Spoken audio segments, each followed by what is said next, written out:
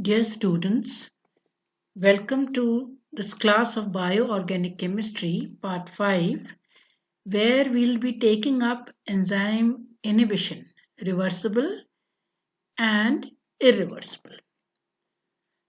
We will deal with all of these inhibition activities at the same time stressing their utility as well as their mode of action as decided by what we have studied earlier, that is the Michaelis-Menten equation and the Lineweaver-Burke method. So what are enzyme inhibitors? Basically, as the name implies, these are molecular agents which interfere with catalysis. So this is what we'll be studying now, कि inhibitor क्या होते हैं, किस तरह ये act करते हैं और क्यों इतने इम्पोर्टेंट होते हैं. तो जैसा मैंने कहा, ये मॉलिक्यूलर एजेंट्स होते हैं जो इंटरफेयर करते हैं किससे, कैटालिसिस से, और उस कैटालिटिक एक्टिविटी को बायो मॉलिक्यूल्स की, in other words bio enzymes की, बायोकैटालिसिस रादर, बायोकैटालिसिस मीन्स इम्प्लाइज एंजाइम्स, या तो इनको स्लो कर देते हैं या ऑल टुगेदर इनकी एक्टिविटी को खत्म कर देते हैं. किसकी? एंजाइम की. इसीलिए नाम है इनहिबिशन ऑफ एंजाइम एक्टिविटी. उसको जो है अवरोध करना, उसको रोकना, इनहिबिट करना एंजाइम एक्टिविटी को. Molecules that bind to enzymes and decrease their activity. At times, not only decrease, at times they eliminate or stop the activity altogether. अब जैसा हमें मालूम है कि एंजाइम सभी प्रोसेसेस को, लाइफ प्रोसेसेस को कैटलाइज करती हैं. इसीलिए एंजाइम इनहिबिटर्स जो हैं ये बहुत ही इम्पोर्टेंट रोल प्ले करते हैं, क्योंकि अगर इनकी एक्टिविटी ही एंजाइम की इनहिबिट हो जाएगी और एंजाइम क्योंकि लाइफ प्रोसेस को एक्टिवेट करते हैं, तो लाइफ प्रोसेस ही जो है वो खत्म हो जाएगी, क्योंकि वो रिएक्शंस हो ही नहीं पाएंगे. जो लिविंग ऑर्गेनिजम्स के अंदर होते हैं वो रिएक्शन नहीं हो पाएंगे, रिएक्शन स्टॉप हो जाएंगे. तो that certain organism will die a natural death, or rather, we can't say it's natural, unnatural death, because of course it's been brought about by these inhibitors. But many a times these mechanisms take place on their own within organisms to control their activities. वो part भी अभी हम देखेंगे. Now, what does this imply? Blocking an enzyme's activity can kill a pathogen. अब जिस पे हम आ रहे हैं, इसकी importance. Because what are pathogens? जो भी हों, bacteria, virus, fungi, all these or any disease-causing organisms, those are called as pathogen. They can be plant pathogens, they can be animal pathogens. ये pathogen का रोल क्या होता है? क्योंकि ये लिविंग ऑर्गेनिज्म को अटैक करते हैं, चाहे वो प्लांट्स हो चाहे एनिमल्स हों, और उसके अंदर प्रोसेस को जो है वो मॉडिफाई कर देंगे जिससे नॉर्मल प्रोसेस ना होके उसमें फिर ऑटोमेटिकली रोग उत्पन्न हो जाएगा, डिजीज कॉज हो जाएगी, because the normal process is hindered. So if an enzyme activity blocking that can kill a pathogen, क्योंकि pathogen being itself living, उसके अंदर भी तो एक्टिविटीज होती हैं उसको जिंदा रखने के लिए. अगर ये इनहिबिटर ऐसे हों कि इनके अंदर की प्रोसेसेस को वो रोक दे, जो डिजीज कॉजिंग ऑर्गेनिजम्स हैं, तो ऑटोमेटिकली क्या होगा कि वो डिजीज जो है वो खत्म हो जाएगी, यानी डिजीज का क्योर हो जाएगा. So many of the drugs pharmaceutical drugs, they are enzyme inhibitors. Besides this, there are many herbicides, pesticides.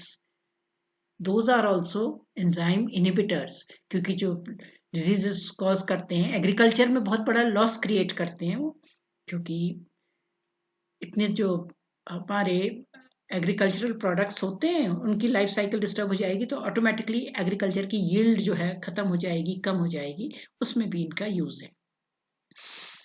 दूसरे ढंग से ये मेटाबॉलिक जो इम्बैलेंस क्रिएट हुआ है, इम्बैलेंस क्यों क्रिएट हुआ है? पैथोजन की वजह से। जो डिजीज कॉजिंग ऑर्गेनिज्म है वो नॉर्मल रूट को तो बिगाड़ देता है, नॉर्मल जो प्रोसेसेस चल रही हैं लिविंग ऑर्गेनिज्म में, तो उसको ये करेक्ट करते हैं, क्योंकि ये पैथोजन को किल कर देते हैं। क्यों किल करते हैं? क्योंकि उसके जो लाइफ प्रोसेसेस पैथोजन की चल रही हैं उनको ये रोक देते हैं, तो पैथोजन मर जाता है, खत्म हो जाता है डिजीज कॉजिंग ऑर्गेनिज्म, और इससे वो डिजीज क्योर हो जाती है। अब let's see what we have studied earlier as we did in the Michaelis-Menten equation, that enzyme plus substrate, forward reaction, if you recollect, it is K plus 1, backward reaction K minus 1, equilibrium की स्थिति है ये, forward backward. अब देखिए दोनों तरफ, दोनों direction में है ये जो है रिएक्शन, रिवर्सिबल रिएक्शन है, तो एंजाइम सबस्ट्रेट कॉम्प्लेक्स बनता है। एंजाइम जो कैटेलाइज कर रही है उस सबस्ट्रेट को, फिर ये सबस्ट्रेट जो है वो जैसा केमिकल रिएक्शन में होता है, क्योंकि इसकी एक्टिवेशन एनर्जी ये कम करता है, अब ये प्रोडक्ट बना लेता है by means of this constant for the forward reaction, forming the product P। Life processes चल रही हैं हमारी बॉडी के अंदर इस रिएक्शन से, या किसी भी लिविंग ऑर्गेनिज्म के अंदर इस प्रोसेस से। अब क्या होता है जब इनहिबिटर डाला जाता है, इनहिबिटर प्लस I, फिर से वही इक्विलिब्रियम की स्थिति, forward backward direction, two way process, reversible reaction कहना चाहिए। अब देखिए क्या बन जाएगा, E plus S plus I, enzyme substrate और इनहिबिटर का कॉम्प्लेक्स बन जाएगा। ऑटोमेटिकली कहाँ से बनेगा प्रोडक्ट? प्रोडक्ट बनने का मतलब है कि लाइफ प्रोसेस नॉर्मल चल रही है, जो चीज़ सिंथेसाइज होनी है वो सिंथेसाइज हो रही है हमारी बॉडी के अंदर, जो चीज़ या किसी भी लिविंग ऑर्गेनिज्म में फूड डाइजेशन होना, उसकी लिविंग प्रोसेसेस चल रही हैं तो प्रोडक्ट बनना है, वो बन रहा है as such. RNA, DNA, genetic material etcetera etcetera, whatever is taking place in our body, digestion processes, respiration, so it is occurring by this mechanism, the different processes, metabolic processes, catabolic plus anabolic, synthesis plus breakdown to release energy, multiplication of cells, और इस तरह ये आगे बढ़ रही है प्रक्रिया। लेकिन क्या होता है जब इसमें इनहिबिटर पड़ गया, ये प्रोसेस रुक गई। आपने देखा ना, प्रोडक्ट बनने की प्रक्रिया रुक गई, ऑटोमेटिकली प्रक्रिया रुक गई, तो नॉर्मल लाइफ साइकिल अगर हम पैथोजन के फॉर्म में बोलें वो डिसरप्ट हो गई, वो पैथोजन या डिजीज कॉजिंग ऑर्गेनिज्म खत्म हो जाएगा। एक तो ये है तरीका कि एंजाइम और सबस्ट्रेट जब ये बन गया, इस पे इनहिबिटर अटैक कर रहा है। Inhibitor is that particular medicine, we can say, pharmaceutical compound, that drug, that herbicide, that pesticides that has been added. पर ये इसका रोल कब आता है? इसीलिए जो मैं शुरू से इंट्रोडक्शन से बताती चली आ रही हूँ, इसका रोल तो तभी आएगा ना जब हम इन लाइफ प्रोसेसेस को समझें कि ये रिएक्शन हो कैसे रहा है, तभी तो निदान भी ढूंढ सकते हैं। अगर हमें यही नहीं मालूम है ये प्रक्रिया कैसे हो रही है तो उसका निदान कैसे होगा? That is why first these are studied, फिर बायो मॉडलिंग करके उनका निदान ढूंढा जाता है as to how one that particular correction can be made, how we can cure that disease. तो एक तो ये है तरीका। दूसरा आप देख रहे हैं यहाँ क्या है, शुरू में ही एंजाइम के साथ इनहिबिटर ऐड हो गया, सबस्ट्रेट से मौका ही नहीं दिया। अभी हम देखेंगे ऐसा कब होता है। ऐसा भी होता है जब एंजाइम सबस्ट्रेट बनने के बाद उससे जुड़ता है, तब भी प्रोडक्ट बनने में दिक्कत। दूसरा ये है जब एंजाइम के साथ ये सबस्ट्रेट ना जुड़ करके क्या जुड़ गया, inhibitor, that particular pharmaceutical, that particular compound, that particular medicine, वो जुड़ गई, तो फिर से एंजाइम और इनहिबिटर कॉम्प्लेक्स बना। ये कॉम्प्लेक्स ना बन के जो प्रोडक्ट बना रहा है ये कॉम्प्लेक्स बन गया। दोनों ही हालातों में नॉर्मल जो लाइफ की प्रक्रिया की प्रोसेसेस हैं, ये पहला जो रिएक्शन लिखा है ये डिस्टर्ब हो गया। डिस्टर्ब हो गया तो अब जो भी वो जीव जंतु है, जो भी वो प्राणी है, जो भी वो माइक्रो ऑर्गेनिज्म है, उसके अंदर अगर ऐसी प्रोसेसेस हुई तो उसकी लाइफ साइकिल डिस्टर्ब हो जाएगी और वो खत्म हो जाएगा। यही हम यूज करते हैं, यही यूज करा जाता है when we are talking about inhibition of enzyme activity. इसका यूज देखिए वहां होता है in such an important process which has such great social implication, क्योंकि इतनी डिजीजेस को क्योर करता है, मोर ओवर इतनी जो है फसलों को वो बचाता है, क्योंकि उसमें भी जो रोग लगते हैं उनको ये ऐड करके इसमें ये वाली नॉर्मल साइकिल डिस्टर्ब हो जाती है, क्योंकि वो जो रोग पैदा कर रहे हैं जो जीवाणु, उनकी ये साइकिल डिस्टर्ब कर रहे हैं, ऑटोमेटिकली उनकी साइकिल डिस्टर्ब हुई तो the disease causing organism dies, whether it is a plant pathogen और an animal pathogen, and hence this is of great utility to the human population at large. It has great benefits. Now coming to what I was telling you earlier, that inhibitors जो हम they are also used as herbicides and pesticides. कोई अगर हमारे body में कोई attack हो रहा है माइक्रो ऑर्गेनिज्म के द्वारा and that cycle is disrupted, then the disease is cured.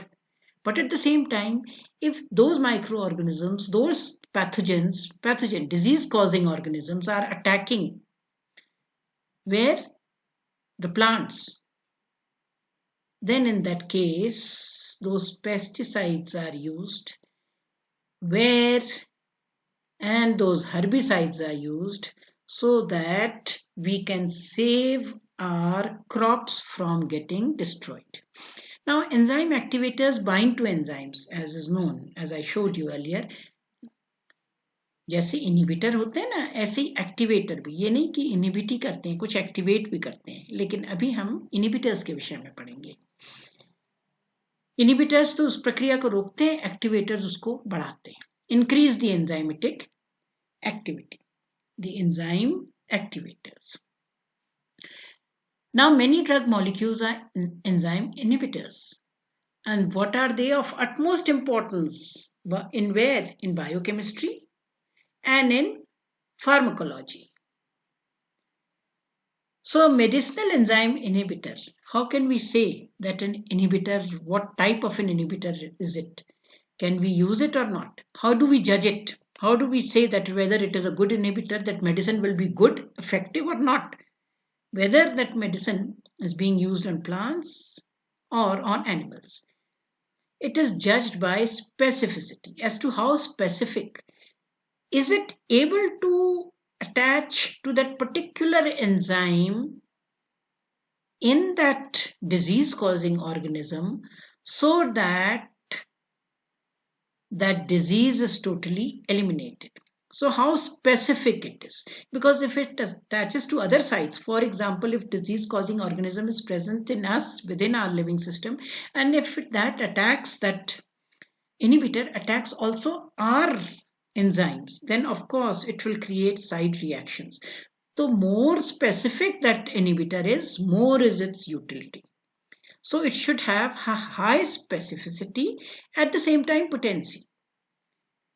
That means at lower amount it should be effectively be able to do its work, and it should have few side effects, because of course even we carry enzymes. So altogether it should be the one which should be more specific, attacking only that particular disease causing organism, and have the least effect on the person, the plant, the animal that is trying to be cured, for which it is being used. So drug, and it should have fewer side effects, because effect तो करेगा लेकिन side effect कम से कम हो. In other words, low toxicity. Because that microorganism is being disturbed its life cycle, so that will be destroyed. But at the same time, there will be some of the other reactions which will affect us also. So those should be minimum. It should have minimum side effects, and that is the reason that these days the viral drugs which are being tested for coronavirus, this is what is being seen: their specificity and their potency and their toxicity that they cause. That is why these clinical trials, as I mentioned in the first introductory lectures, they are very necessary, so that side effects are the least and their specificity is the maximum. So let us see how this occurs, in what ways the binding of an inhibitor can stop what? A substrate from entering the enzyme's active site. It can at the same time also hinder the enzyme from catalyzing the reaction. क्या समझिए इससे आप कि जो normal process हो रहा है, substrate वो है जो एंजाइम के ऊपर बाइंड होके वो नॉर्मल प्रक्रिया को चला रहा है विद इन दैट पैथोजेन। तो हमारा इनहिबिटर क्या होना चाहिए कि ये नॉर्मल प्रोसेस को रोक दे, जिससे सबस्ट्रेट के साथ रिएक्शन होकर वो नॉर्मल प्रोसेस जब नहीं चलेगी तभी तो वो पैथोजेन जो है उसकी लाइफ की प्रक्रिया डिस्टर्ब होगी, लाइफ साइकिल उसकी डिस्टर्ब होगी और वो एंजाइम को कैटेलाइज करने से रोके, क्योंकि वो सबस्ट्रेट की जगह वो खुद लग जाए वहां इनहिबिटर एंजाइम के ऊपर, सबस्ट्रेट न लग के ये मॉलिक्यूल लग जाए तो जिससे वो प्रक्रिया डिस्टर्ब हो जाए। अब ये इनहिबिटर की जो बाइंडिंग होती है ये दो किस्म की होती है, रिवर्सिबल या irreversible. And as the name implies, irreversible inhibitors कौन से होंगे? इरिवर्सिबल हमारे इनहिबिटर्स वो होंगे जो केमिकली हमारी एंजाइम को चेंज भी करते हैं। कैसे? They change it chemically because automatically, chemical का मतलब है बॉन्ड फॉर्मेशन, कैसा अच्छा स्ट्रॉन्ग बॉन्ड बने, कोवैलेंट बॉन्ड फॉर एग्जांपल। तो इससे क्या होगा कि enzymes are what? Proteins are made up of what? Amino acid. तो जो अमीनो एसिड हैं कौन सी? एक्टिव साइट्स में। एक्टिव साइट्स में मतलब जो एंजाइमेटिक एक्टिविटी के लिए रिक्वायर्ड है। हमने लास्ट टाइम देखा कौन सी एक्टिव साइट, पूरे एंजाइम में सारी साइट्स एक्टिव नहीं होती हैं, एक्टिव साइट्स वो होती हैं जहाँ रिएक्शंस होते हैं और वहां के जो अमीनो एसिड्स होते हैं तो उनको ये मॉडिफाई कर लें। और कैसे मॉडिफाई करें? Irreversible. Why? By forming covalent bonds. अब ये देखिए इसका एक उदाहरण यहाँ दिया है, डाई आइसोप्रोपाइल फ्लोरोफॉस्फेट, डीएफपी करके जाना जाता है ये। अब ये क्या होता है डीएफपी? डीएफपी जो होता है एक प्रोटीएज इनहिबिटर होता है। प्रोटीएज इनहिबिटर, प्रोटीएज हम अभी देख भी चुके हैं कुछ और देखेंगे आगे, मैंने आपको बताया है एज, हाँ एंजाइम है ये, डाइजेशन की एंजाइम है protease inhibitor. On reacting with chymotrypsin, chymotrypsin digestive enzymes जो हमारे बॉन्स को, प्रोटीन्स को डाइजेशन में मदद करता है, प्रोटीन्स को छोटे छोटे मॉलिक्यूल्स में तोड़ता है, जो विच अब ये क्या होगा? This will hydrolyse the phosphorus fluorine bond. ये डीएफपी है, डीएफपी ये मॉलिक्यूल डीएफपी जो है डाई आइसोप्रोपाइल फ्लोरोफॉस्फेट, ये क्या करेगा? ये हाइड्रोलाइज करेगा किसको? फॉस्फोरस फ्लोरीन बॉन्ड को। लेकिन जो फॉस्फेट रेजिड्यू है वो इसमें लगा रहता है। कौन किस में लगा रहता है? ये सेरीन अमीनो एसिड, ये जो एक्टिव साइट में अमीनो एसिड प्रेजेंट है ना, इसके ऊपर लगा रहता है और इससे इसको क्या कर देगा? ये डीएक्टिवेट। सेरीन, काइमोट्रिप्सिन हमने शुरू में डिस्कस कर रखा है, डिटेल में हम इसका मैकेनिज्म अब पढ़ेंगे। काइमोट्रिप्सिन की जो एक्टिव साइट में अमीनो एसिड होते हैं, one of them is serine. अब ये क्या हो रहा है देखिए, ये एंजाइम की एक्टिव साइट है, यहाँ ये एक्टिव साइट में serine with this OH group, और ये है ये मॉलिक्यूल डीएफपी, डाई आइसोप्रोपाइल फ्लोरोफॉस्फेट। अब ये बॉन्ड तो टूट गया इसमें, कैसे? ये हाइड्रोलाइज हो गया। अब देखिए इसकी मदद से क्या निकल गया? H और ये F माइनस HF, तो HF निकल गया यहाँ से, F यहाँ से निकला इस तरह, H यहाँ से। लेकिन ये ऑक्सीजन जो है, क्योंकि H पॉजिटिव निकला, ये ऑक्सीजन एक वैलेंसी यहाँ कम हुई तो ये ऑक्सीजन इसके साथ लग गया। कैसे? कोवैलेंट, कोवैलेंटली इसके साथ लग गया। ऑटोमेटिकली क्या हुआ? अब सेरीन तो सेरीन एक्टिव नहीं रहा ना, क्योंकि वो किस में कन्वर्ट हो गया? उसके साथ ये ग्रुप लग गया। जैसा यहाँ बताया है ये प्रोटीएज इनहिबिटर हो गया, इस एंजाइम को इनहिबिट करेगा डीएफपी, डाईआइसोप्रोपाइल फ्लोरोफॉस्फेट। क्यों? क्योंकि फॉस्फेट बॉन्ड जो है अब इस ऑक्सीजन में यहां लग गया। That is why it is with great caution that हमारे जो इंसेक्टिसाइड्स मीन्स ऐसे कंपाउंड्स जो कि इंसेक्ट्स को मारते हैं, इंसेक्टिसाइड्स, पेस्टिसाइड्स बहुत यूज है आफ्टर द ग्रीन रेवोल्यूशन, जिससे हमारा एग्रीकल्चर की यील्ड बढ़े, उसमें इंसेक्ट्स जो है कीटाणु उसमें अटैक ना करें, उनकी लाइफ साइकिल डिस्टर्ब हो, किससे? इससे। लेकिन eight the same time see what is happening, chymotrypsin के साथ ये बन जा रहे हैं इरिवर्सिबल, तो डैमेज हो गया। Where damage? In our living organism.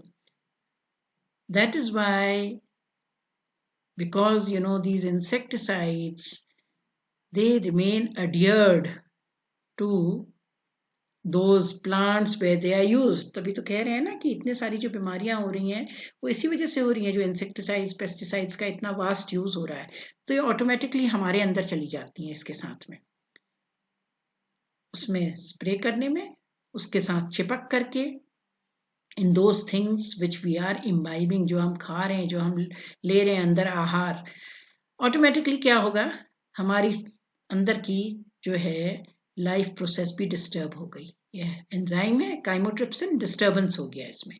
That is why it is with great care that one should use these insecticides. So this observation cautiously tells us that we should be very cautious. We should take great precautions regarding the careless use of organophosphate insecticides, each of which contains a phosphate group that reacts readily with the hydroxyl group of serine. Therefore, this type of an inhibition is irreversible inhibition. अब आपने देख लिया एक छोटा सा उदाहरण, ये किस तरह हमारी लाइफ प्रोसेस ये इंसेक्टिसाइड से डिस्टर्ब हो गई। यूज तो करा था किसमें? एग्रीकल्चरल यील्ड बढ़ाने में, लेकिन एट द सेम टाइम ये चीजें सब हम भी ले रहे हैं, हमारे अंदर भी चली जा रही हैं indirectly, and they are causing great harm. So this is irreversible inhibition. Why? Because covalent bond is being formed. ये हमारा एंजाइम में लगा, सेरीन है, सेरीन मालूम है, सेरीन है, अमीनो एसिड्स आपको मालूम है, सेरीन में टर्मिनल ये OH होता है, तो ये O यहाँ इसके साथ कोवैलेंटली बॉन्ड हो गया। Now coming to the inhibition of enzyme activity, the reversible inhibitors. Reversible जो अब हैं वो कॉम्पिटिटिव होते हैं, नॉन कॉम्पिटिटिव होते हैं, अनकॉम्पिटिटिव होते हैं। ये इस किस्म के जो हैं ये अटैच करते हैं एंजाइम से, लेकिन ये नॉन कोवैलेंट बॉन्ड से, तभी रिवर्सिबल है। कौन से इंटरेक्शंस होंगे, फिर कैसे अटैच होंगे एंजाइम के साथ? या तो हाइड्रोजन बॉन्ड बना के, या हाइड्रोफोबिक इंटरेक्शन से, या आयोनिक बॉन्ड बना के। इसलिए मल्टीपल वीक स्ट्रॉन्ग बॉन्ड्स नहीं बनते हैं, they are not covalent. So weak bonds are form between this inhibitor and the active site. Active site ये किसमें है? यहाँ हम डिजीज कॉजिंग पैथोजेंस की बात कर रहे हैं, उसकी एक्टिव साइट में। और ये इनहिबिटर जो मेडिसिन की तरह काम कर रहा है, that certain particular agent which is acting like a medicine, तो ये वीक बॉन्ड से अटैच होते हैं, तो जिससे वो उसकी लाइफ साइकिल को डिस्टर्ब करने के लिए produce strong and specific binding तो होती है, लेकिन इन वाले बॉन्ड से होती है, हाइड्रोजन बॉन्ड्स, हाइड्रोफोबिक इंटरेक्शन या आयनिक bonds. And so in contrast to substrates and irreversible inhibitors, reversible inhibitors generally do not undergo chemical reactions, so they can be easily removed. Hence this type of inhibition is called as a reversible inhibition. Now let us see the competitive inhibitors. कि क्या होते हैं competitive? जैसा कि नाम से ही competitive, बिल्कुल competitive inhibitor substrate से मिलते जुलते हैं। जो प्रक्रिया चल रही होगी, जो लाइफ साइकिल में उसमें प्रक्रिया चल रही है, जो सबस्ट्रेट एंजाइम के ऊपर हो रहा है, रिएक्ट कर रहा है, वो सबस्ट्रेट का स्ट्रक्चर बिल्कुल ये इनहिबिटर के साथ मिलता है। तो एंजाइम जो है सबस्ट्रेट से न रिएक्ट करके अब इनहिबिटर के साथ रिएक्शन करती है, ऑटोमेटिकली फिर प्रोडक्ट नहीं बनेगा और लाइफ साइकिल डिस्टर्ब हो जाएगी उस डिजीज कॉजिंग ऑर्गेनिज्म की। देखें, the substrate and inhibitor can not bind to the enzyme at the same time, तभी तो नाम है ना कॉम्पिटिटिव। कंपीट कर रहा है, क्यों? इसका स्ट्रक्चर एक जैसा है, उसके ऊपर उसकी एफिशिएंसी भी, स्ट्रक्चर के अलावा उसकी एफिशिएंसी और रिएक्शन का मैनर भी वैसे ही है। और माइकलिस मेंटन से जो लीनबर्ग मेथड से उसका कर्व निकला, वो बिल्कुल इस तरह से निकला कि जिससे अंदाजा आ गया कि yes, this is a competitive inhibitor. अभी हम देखेंगे किस तरह। So inhibitor has an affinity for the active site of an enzyme where the substrate also binds. Inhibitor उसी साइट में बाइंड करता है जहां substrate. Substrate and inhibitor they compete, competitive inhibitor, for access to the enzyme's active site. अब ये inhibition कैसे overcome हो कि सबस्ट्रेट या तो बहुत ज्यादा हो जाए, सबस्ट्रेट के जो मॉलिक्यूल्स हैं कॉन्सेंट्रेशन उसका बहुत हो, तो इससे क्या होगा? देखिए, सबस्ट्रेट ना रिएक्ट करके हमारा इनहिबिटर रिएक्ट कर रहा है, वो सबस्ट्रेट की तरह बिहेव कर रहा है, तो ये भी है यहाँ पे, ये भी है, दोनों एक जैसे हैं, लग रहा है सबस्ट्रेट है, और ये तो रिएक्ट कर नहीं पा रहा है क्योंकि उसकी जगह इनहिबिटर रिएक्ट कर रहा है, तो ऑटोमेटिकली अपैरेंट एक लगता है, एक ऐसा it is apparent, it is not real, कि जैसे सबस्ट्रेट का कॉन्सेंट्रेशन जो है वो क्या हो गया है, बढ़ गया है। और जो इससे अपैरेंट जो हमारा Km है, Km की वैल्यू आपने पढ़ रखा है, क्या होता है हमारा Km? Km is the Michaelis constant. What is the Michaelis constant? Which is defined as the concentration of substrate that yields half of maximum velocity, that is Km. है, जितना efficiently तुरंत रिएक्शन होगा उतना हमारा Km जो है वो उसका बढ़िया होगा, हाँ, अच्छा होगा। तो apparent Km will increase as it takes a higher concentration of the substrate to reach the Km point or half the V max. तो ये देखिए apparent बढ़ रहा है, क्यों? क्योंकि सबस्ट्रेट भी लग रहा है apparently बढ़ गया है, हालांकि बढ़ता नहीं है लेकिन ऐसा लग रहा है, प्रतीत हो रहा है। तो देखिए जो इसका प्लॉट आएगा अभी हम देखेंगे वो किस तरह का आता है। Reversible inhibitors dissociate the enzyme inhibitor complex as soon as possible. Enzyme inhibitor complex ये डिसोसिएट हो जाता है, bind directly to the active site. Inhibitor competes with the substrate as said earlier, and effect can only be overcome by increasing the substrate concentration. अब इसमें देखिए हम एक example जो यहाँ पे पहले ऐसे ही मैं इसलिए बता रही हूँ क्योंकि आज के कॉन्टेक्स्ट में इंपॉर्टेंट है, protease inhibitors, a very successful class of anti retroviral drugs to treat HIV। और आज के दिन में इसका trial even for corona virus, because that's also virus, all these things are being tried. Of course now we have reached quite an advanced stage in the trial, लेकिन ये भी कहा गया कि उस टाइप के जो HIV को ट्रीट करते हैं, क्योंकि ये भी वायरस से कॉज डिजीज है, उसी प्रक्रिया से हमारा एक कोरोना वायरस जो है इसकी लाइफ साइकिल को भी खत्म किया जा सकता है। इसमें ये राइटोनावीर ये 1989 में देखिए पेटेंट हुआ था, मेडिकल यूज में 1996 में it came into effect. How does it work? It works by binding to HIV-1 protease. HIV-1 protease causes cleavage of protein precursors, generating a new viral particle. अब इसको ये अफेक्ट करेगा तो नया वायरल पार्टिकल नहीं generate होगा, so protease inhibitor disrupt this cleavage process, hence interrupting the production of new viral particles. और ये जो है राइटोनावीर, ये मैंने इसीलिए लिखा यहाँ क्योंकि ये वर्ल्ड WHO की लिस्ट ऑफ एसेंशियल मेडिसिन में है। तो ये क्या है? ये प्रोटीएस इनहिबिटर है।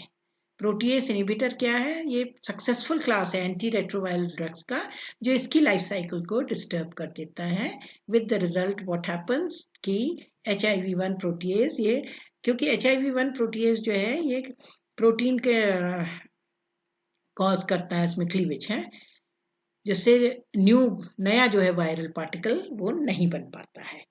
तो ये इसी प्रक्रिया से रिएक्ट करता है कॉम्पिटिटिव इनहिबिटर के फॉर्म में, ritonavir, you should know about it. अब देखिए रिएक्शन कैसे हो रहा है, जैसे शुरू में बताया ना, देखिए ये तो नॉर्मल प्रक्रिया है। नॉर्मल प्रक्रिया क्या है? सबस्ट्रेट है, ये एंजाइम के ऊपर एक्ट कर रहा है। अब ये एंजाइम मान लीजिए वो डिजीज कॉजिंग माइक्रो ऑर्गेनिज्म में है, अब ये उसके ऊपर ये बैठ गया इस तरह, उसकी एक्टिव साइट में इस तरह ये सबस्ट्रेट, जिससे फाइनली इसने प्रोडक्ट बना लिया।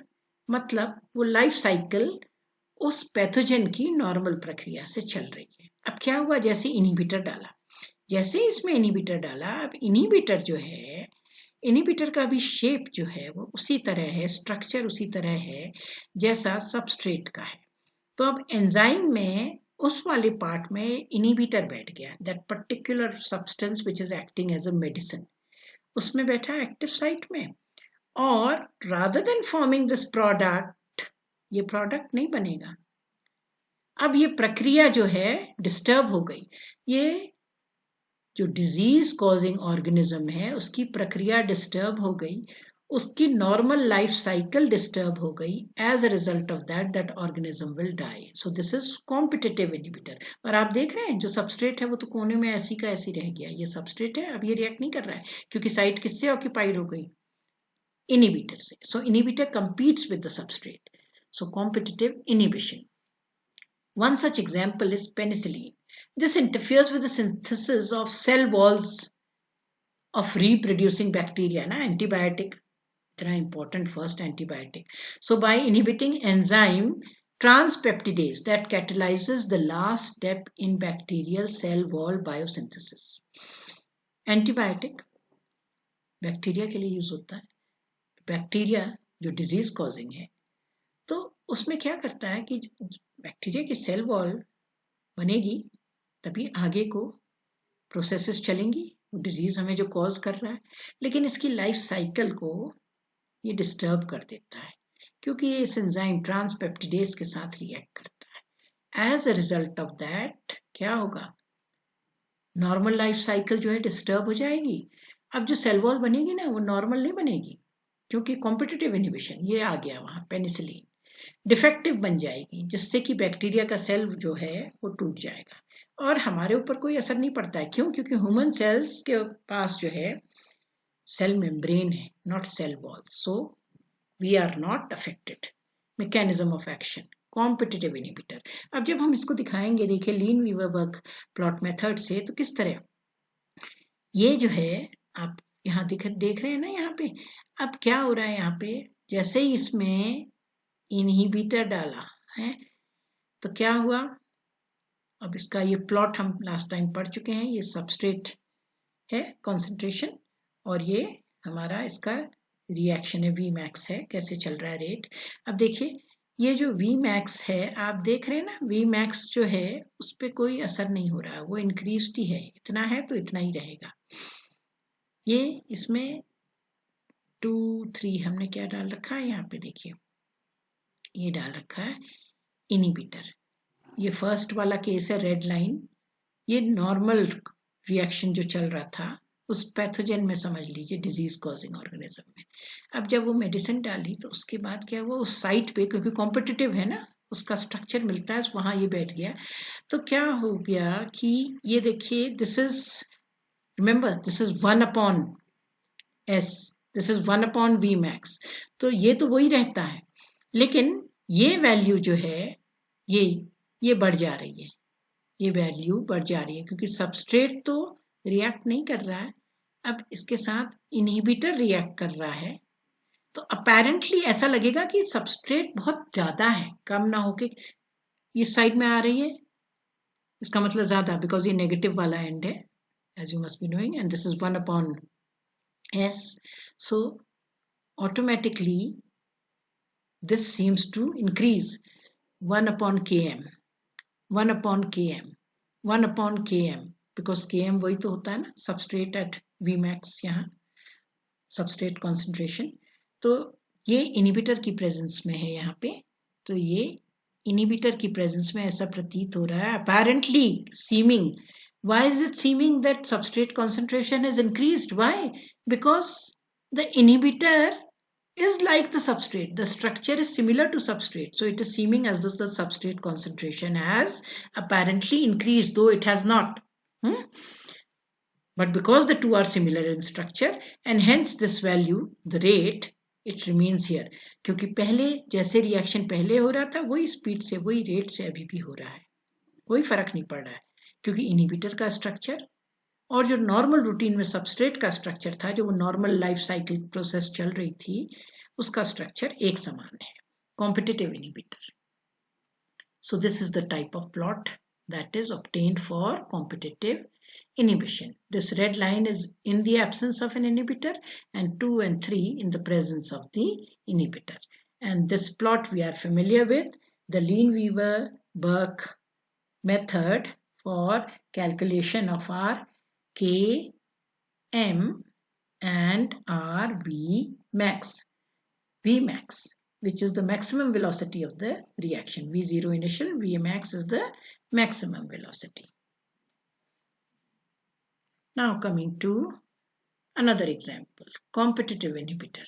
Now see, in this case, what are we taking? Sulfur drugs, sulfanilamide.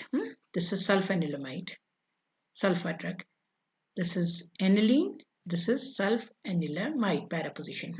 So, competitive inhibitor of bacterial enzyme dihydropteroate synthetase DHPS, which catalyzes the conversion of, अब ये एंजाइम का नाम है, बैक्टीरिया में प्रेजेंट है ये एंजाइम. ये क्या कर रहा है बैक्टीरिया में? ये para amino benzoic acid PABA, para amino benzoic acid PABA, इससे क्या बनता है? Folic acid. फोलेट सिंथेसिस में ये इंपॉर्टेंट है उसके स्टेप में. फोलेट सिंथेसिस ये क्यों जरूरी होता है? It is necessary to synthesize the DNA and RNA. Where? In that bacteria.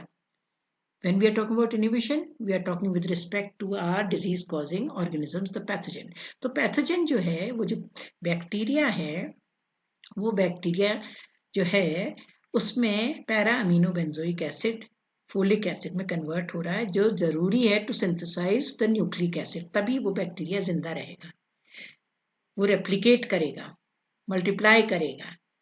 Without this, bacteria cannot replicate. Now, what happens when we are using sulfanilamide?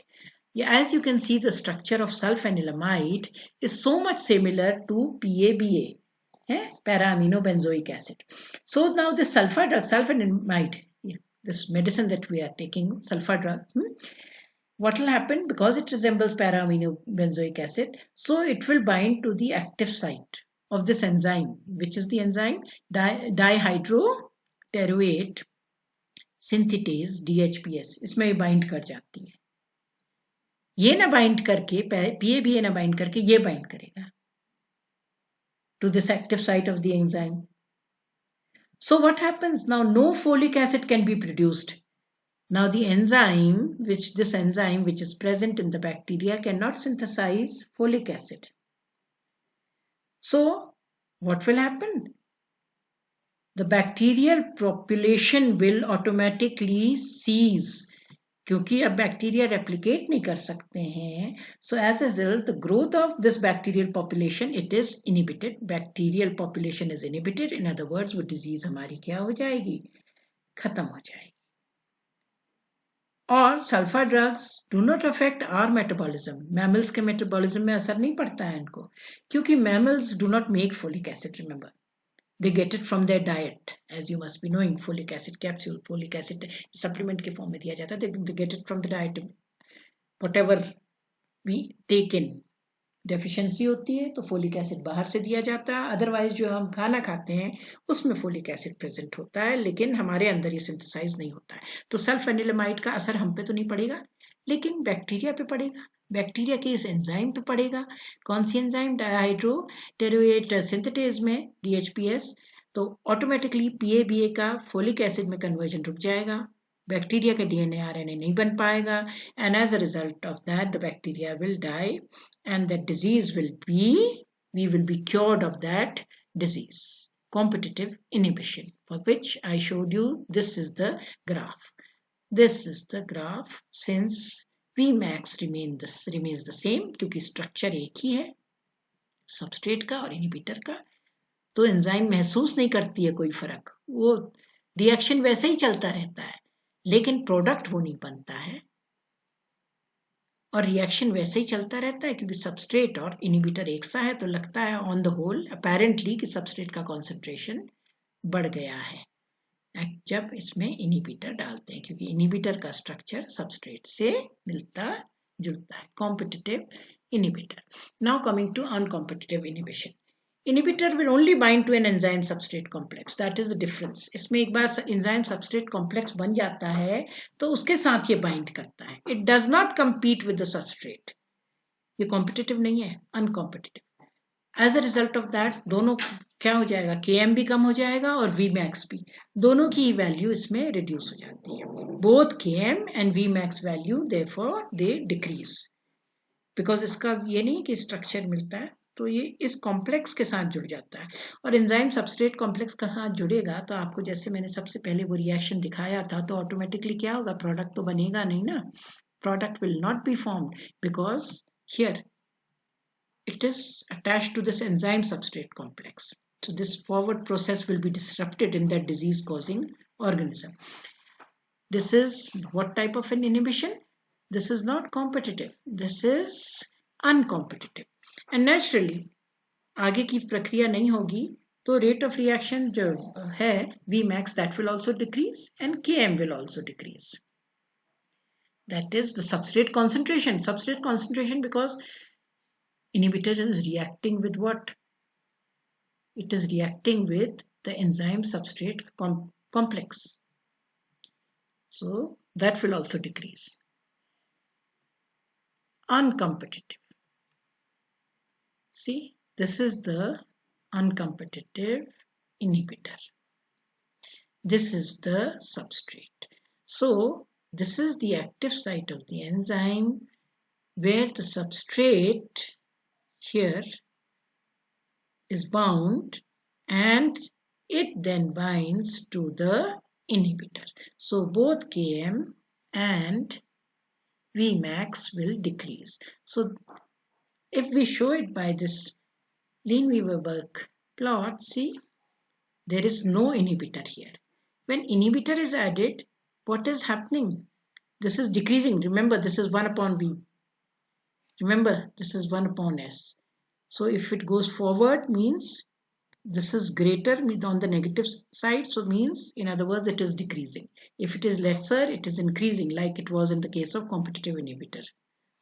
तो यहाँ क्या हो रहा है, देखिए, इससे Vmax भी घट रहा है because this is 1 upon Vmax, 1 upon V, और इससे substrate concentration. So both. See the difference in the plot. By plotting these values, ये values ली जाती हैं, ये mechanism देखा जाता है, इनको plot करा जाता है, और plot करने के बाद ही one can reach this conclusion whether it is a competitive inhibition or it is an uncompetitive inhibition. When it is uncompetitive, we get these type of parallel lines where both Vmax and Km values are decreasing. Uncompetitive inhibitor. What happens? It lowers, as I've told you, the Km and create a better enzyme substrate binding. Only binds to ES complex, as we saw. Enzyme substrate complex जब बन जाता है उसी के साथ ये bind करता है, तो दोनों values ही इसमें decrease होती हैं, क्योंकि ES complex लगातार deplete हो रहा है, कम हो रहा है जैसे जैसे इसमें इनहिबिटर बाइंड हो रहा है. क्यों? इससे अब कौन सा कॉम्प्लेक्स बन गया? ESI complex, enzyme substrate inhibitor complex. Now to maintain the equilibrium between what? Between the ES and the ESI complex, क्योंकि ES से ही तो ESI बन रहा है ना, इनहिबिटर जुड़ के. So according to Le-Chatelier principle, the reaction will shift towards more ES formation,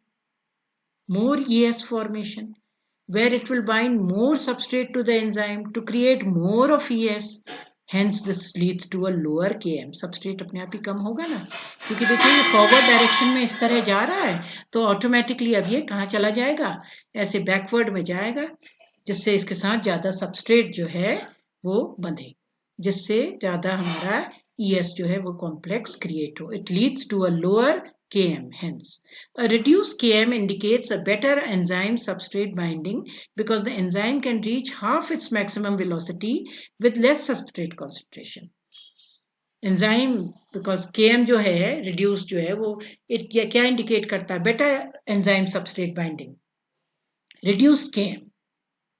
Reduced Km क्यों? क्या मतलब हुआ? क्योंकि ज्यादा से ज्यादा जब substrate enzyme के साथ बढ़ गया तो automatically reduced Km है. So enzyme can reach half its maximum velocity with less substrate concentration, a reduced Km. This is what it indicates. Now, non-competitive, after uncompetitive, non-competitive. what happens here? The binding of the inhibitor to the enzymes reduces its activity but does not affect the binding of substrate. अब यहाँ कुछ दूसरे ढंग से हमारा reaction जो होता है, कैसे बाइंडिंग होती है कि इनहिबिटर जो है वो एंजाइम के साथ बाइंड जब होता है, it does not affect the binding of the substrate. The extent of inhibition depends only on the concentration of inhibitor. अब उस पर डिपेंड नहीं करता है सबस्ट्रेट पे. So Vmax will decrease due to inability of reaction. क्योंकि reaction आगे को कहाँ से प्रोसीड करे, as I showed you in the first slide itself, कि जब ये रिएक्शन हो रहा है तो किस तरह से रिएक्शन हो रहा है, ये हम देख रहे हैं यहाँ पे कि यहाँ पे ये बाइंड कर रहा है, तो ऑटोमेटिकली एफिशिएंसी तो घट गई ना, एंजाइम इनहिबिटर के साथ बाइंड कर रहा है, ये इसका कॉन्सिक्वेंस यहाँ नहीं है सबस्ट्रेट का. ये किस किस्म का इनहिबिशन हम देख रहे हैं, ये हम देख रहे हैं जो इनहिबिशन वो है हमारा non competitive.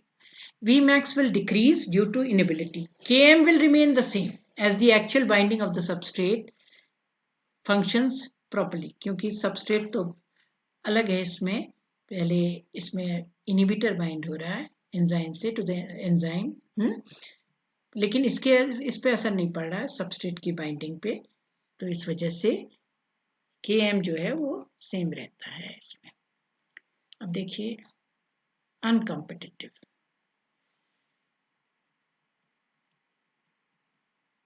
Uncompetitive. Now non-competitive. Now non-competitive inhibition model में हम देखते हैं अभी यहाँ पे, उसमें किस तरह से जो ग्राफ आएगा वो uncompetitive का पढ़ा हुआ था इससे पहले. तो when both substrate and अब इस केस में क्या होगा,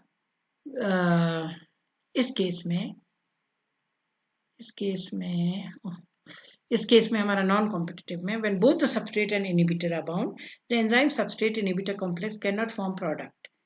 It can only be converted back to the enzyme substrate complex or the enzyme inhibitor complex. अब इसमें जो एक उदाहरण ये दिया है तो ग्लूकोज 6 फॉस्फेट का, ये इनिबिट करता है हेक्सोकिनेस इन द ब्रेन में हेक्सोकिनेस को ये इनिबिट करता है खुद से. जब भी ब्रेन के अंदर ये इंक्रीज हो जाता है ग्लूकोज 6 फॉस्फेट नॉर्मल लेवल से ऊपर, तो ये जो है एंजाइम ये टेम्पररी जो है इनिबिट हो जाती है. कैसे? ये ग्लूकोज 6 फॉस्फेट जो है, जो ये रिएक्शन जिससे आगे को हो रहा था, ये खुद ही इनिबिटर के फॉर्म में एक्ट करता है. So rate of its utilization and reestablished जो है स्टेडी स्टेट. क्यों ऐसा हो रहा है? क्योंकि ग्लूकोज 6 फॉस्फेट जो है ये इनिबिट कर रहा है किसको, ये एंजाइम को, हेक्सोकिनेस को.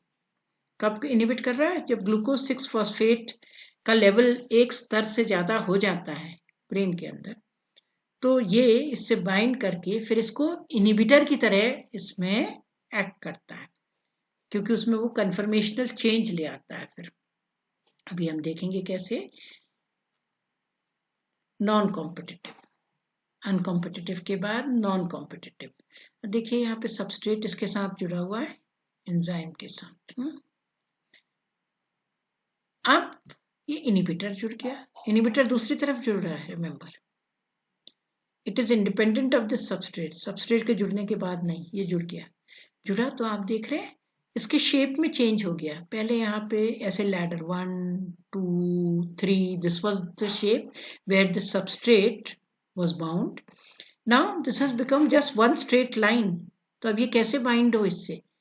This is the conformational change that is brought about by this inhibitor. और यही काम हमारा ग्लूकोज 6 फॉस्फेट करता है.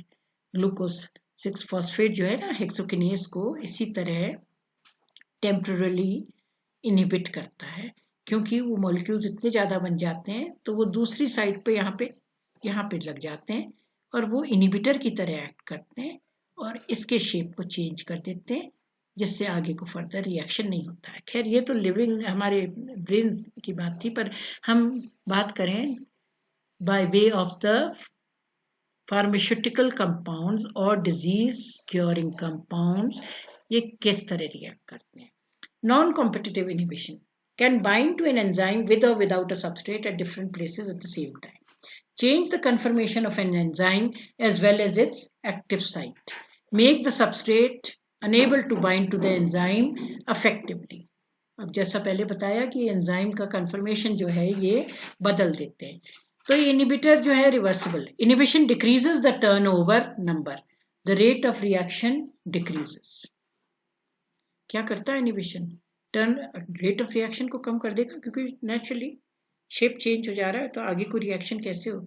इनिबिटर बाइंड्स टू एंजाइम और enzyme substrate complex reduces the concentration of enzyme available for proper catalysis. Fewer functional enzyme, क्योंकि अब enzyme तो है लेकिन फंक्शनलिटी उसकी फर्क हो गई क्योंकि शेप चेंज हो गया. तो एक्टिव साइट भी कम हो गई क्योंकि शेप ही चेंज हो गया. तो Vmax भी छोटा हो जाएगा. इसका बहुत अच्छा उदाहरण है this drug 5-fluorouracil, and this is an important drug to treat breast cancer. This is used for treating breast cancer. Now how? See, non-competitive inhibition. 5-fluorouracil, जिसको ब्रांड नेम इसका एड्रोसिल नाम से भी जाना जाता है इसको. ये colon cancer, oesophageal cancer, stomach वगैरह, पैंक्रियाटिक और बेसिकली यहाँ ये highlighted breast cancer, cervical cancer. कैसे देखिए ये इसका जो रोल होता है वो क्या होता है. Why? Because the shape of the molecule it decides whether this it can also be recognized by the enzyme or not for the biological activity. So now similar type of a structure. Now all living organisms, living system use what? They use nucleic acid, DNA and RNA. Why? To store the genetic information. So any compound which interferes with the synthesis of these vital material is toxic, because genetic material बन रहा है DNA RNA, तो जो भी इससे interfere करेगा ना तो वो रोकेगा इसको बनने से. Now these toxic compounds are called as antimetabolites, और ये 5-fluorouracil is one of them. ये क्या करता है? ये इंटरफेयर करता है 5-fluoro. ये देखिए ये स्ट्रक्चर है, ये यूरासिल. 5-fluoro मतलब इसके स्ट्रक्चर में ये वाली 5th पोजीशन में ये नाइट्रोजन है यहाँ पे. सो 1 2 3 4 5 यहाँ पे फ्लोरीन आ गया. हाइड्रोजन की जगह क्या आ गया? ये सब कार्बन है यहाँ पे लगे हुए. यहाँ पे है ये NH, यहाँ पे है ये NH, ये है CO, ये है CO. यूरासिल का स्ट्रक्चर है. अब ये 5th पोजीशन में, यही फर्क है यूरासिल से कि 5th पोजीशन में फ्लोरीन. अब देखिए बिल्कुल रिजेंबल करता है अदरवाइज यूरासिल. तो ये एंजाइम जो है उसको उसी तरह पहचानने लगती है जैसे यूरासिल को, because this is similar types. Now why, how will it act as a curant to cure that particular disease? Why? Because we know that thymine and uracil differ only by a methyl group. So what will happen? Fluorine and hydrogen are also identical. So 5-fluorouracil, it is because it is similar in shape and size to uracil, it is taken in by the enzyme.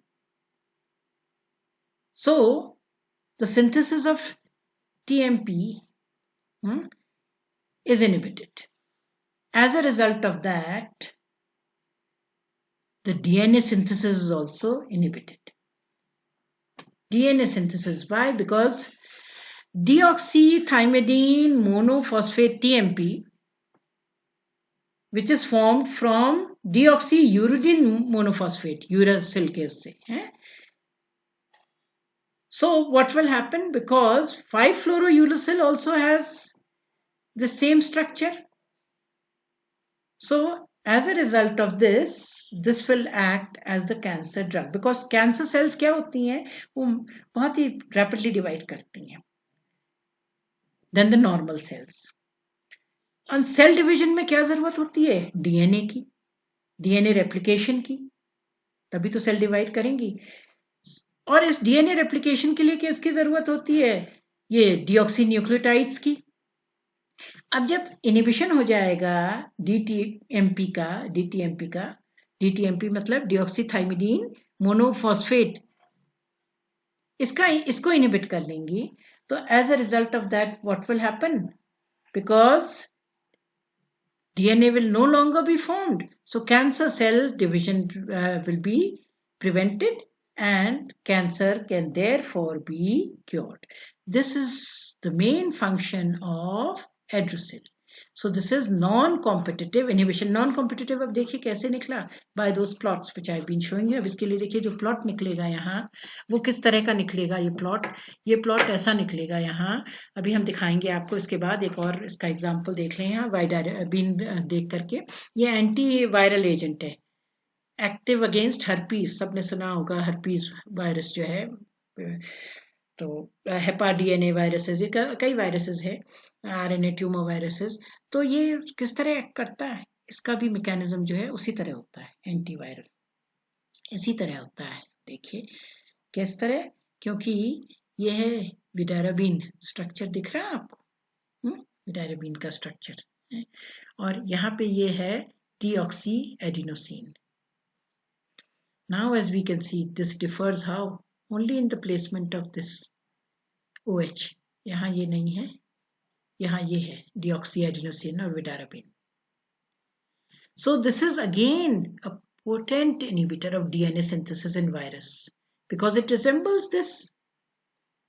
तो as a result of this, उस enzymatic site में ये बैठ जाता है, तो DNA synthesis जो है वायरस में वो नहीं हो पाता है. नॉर्मल सेल्स का नहीं रोकता है, लेकिन जो वायरस के सेल्स हैं उसमें ये रोकता है. As a result of this what will happen, it will act to prevent the multiplication further of that virus. क्योंकि उसका डीएनए का सिंथेसिस नहीं हो पाएगा तो वायरस भी खत्म हो जाएगा. Vidarabine antiviral agent. This is an antiviral agent. Why? Because it's a synthetic nucleoside adenoside. Structure मिल रहा है इससे, किससे? डीऑक्सी एडिनोसिन से. ये नॉर्मल कंपोनेंट है सेल का. Because this synthetic compound, this has an OH at this 2' position. ये OH है. अदरवाइज ये दोनों कंपाउंड जो है सिमिलर है. सो इतने छोटे से मॉडिफिकेशन से क्या होगा? Being similar to adenosine, except of course that the sugar is arabinose instead of ribose, vidarabine attains antiviral properties. So it dramatically affects what? Phosphorylation. It becomes a potent, after phosphorylation, potent inhibitor of DNA synthesis. इसको structure similar होने से. So as a result of this, this virus is affected and the viral cells, their DNA not being synthesized, hence they will die. So there it is used. Now अब देखिए इसका graph. वहाँ देखिए non competitive में क्या हुआ, जैसा आपको शुरू से बताते चली आई हूँ मैं. इसमें नॉन कॉम्पिटिटिव में यहाँ नहीं है इनहिबिटर. अब ये ऐड करा इनहिबिटर ऐड करा तो क्या घट गया, इसका रेट तो घट ही गया ना, क्योंकि E+I बन गया सबस्ट्रेट. तो कंफर्मेशन चेंज हो गया तो उसके ऊपर नहीं बैठ पा रहा है substrate. As a result of that rate increases, this maximum rate. Now this value remains in this case the same because this is being inhibitor. E+I बन जा रहा है ना, E+S की जगह E+I ये बन गया. तो इसलिए K/M remains the same but this decreases, क्योंकि रिएक्शन तो हो रहा है लेकिन S के साथ ना होके I के साथ हो रहा है. I is now acting as the substrate. So पर रिएक्शन नॉर्मल ना होके अब नॉर्मल. सो नॉर्मल रिएक्शन नहीं हो रहा है तो हमारा रेट जो है वो हिंडर हो जाएगा, क्योंकि अब जो एंजाइम अवेलेबल है सबस्ट्रेट के नॉर्मल रिएक्शन के लिए वो कम हो गई, क्योंकि एंजाइम ने किसके साथ रिएक्ट कर लिया? इनहिबिटर. और उसका शेप कन्फर्मेशन चेंज कर दिया. Non competitive inhibition. Now these are the 3 Lineweaver plots for inhibition. This is competitive where they intersect. They intersect means this remains the same, the rate, because substrate और उसका आपस में competition होता है. और ऐसा प्रतीत हो रहा है इनहिबिटर रेड लाइन से ये ऐड करके कि सबस्ट्रेट का कॉन्सेंट्रेशन बढ़ गया है, जो कि बढ़ता नहीं है लेकिन वो सिमिलर होते हैं स्ट्रक्चर में, तो ऐसा प्रतीत हो रहा है? Of course, and this remains the same. In this case, these are parallel lines, uncompetitive parallel lines. Why? Because both are decreasing, the concentration as well as substrate concentration as well as the rate, because the substrate is, this is in the presence of inhibitor, red line, because in this case the inhibitor binds with the E plus S complex, so S also decreases. Here what happens, here in this case, in the presence of an inhibitor, of course this is decreasing, as you can see, so this remains the same only in competitive, otherwise it decreases. But in non-competitive, Km remains unaffected, the substrate, because why is it unaffected? Because as we saw earlier, इसका हमने एक diagrammatic representation भी देखा था, ये this is the substrate, so unaffected. ये आगे को, क्योंकि ये तो यहाँ अलग साइट पे बाइंड हो रहा है, इस वजह से, so non-competitive. Now there are mixed type inhibitions also. Mixed type inhibitors bind to both E and ES. ये ऐसे होते हैं जैसे E plus I भी बनते हैं और इसमें E plus S plus I, लेकिन इनकी एफिनिटीज अलग होती हैं, तो ये मिक्स टाइप कहते हैं इनको, जहाँ एंजाइम के साथ भी बाइंड हो जाते हैं और ES के साथ भी बाइंड हो जाते हैं, दोनों के साथ. So inhibition of enzyme activity, if we see it by means of these equations, these reactions, so this is competitive inhibition. By competitive, this is enzyme substrate forming enzyme substrate. Here this is enzyme with inhibitor forming enzyme inhibitor complex. Now this is uncompetitive. Uncompetitive में जैसा आपको बताया किसके साथ bind होता है, enzyme, जो substrate enzyme complex बन जाता है उसके साथ जाके इनहिबिटर फिर E plus I plus S ये कॉम्प्लेक्स बनाता है. This is non-competitive, where enzyme and substrate forms the enzyme substrate. At the same time, enzyme with I forms the enzyme inhibitor complex. And some of this enzyme substrate, here this enzyme substrate, it also binds to inhibitor, because inhibitor, here's the enzyme inhibitor substrate complex. So this is non-competitive. और जहाँ ये दोनों किस्म से होता है कि ES भी बन रहा है, EI भी बन रहा है, और ES फिर ESI बना रहा है, और ESI फिर ये बना रहा है, एंजाइम इनहिबिटर बना दे रहा है, ये है मिक्स्ड इनहिबिशन.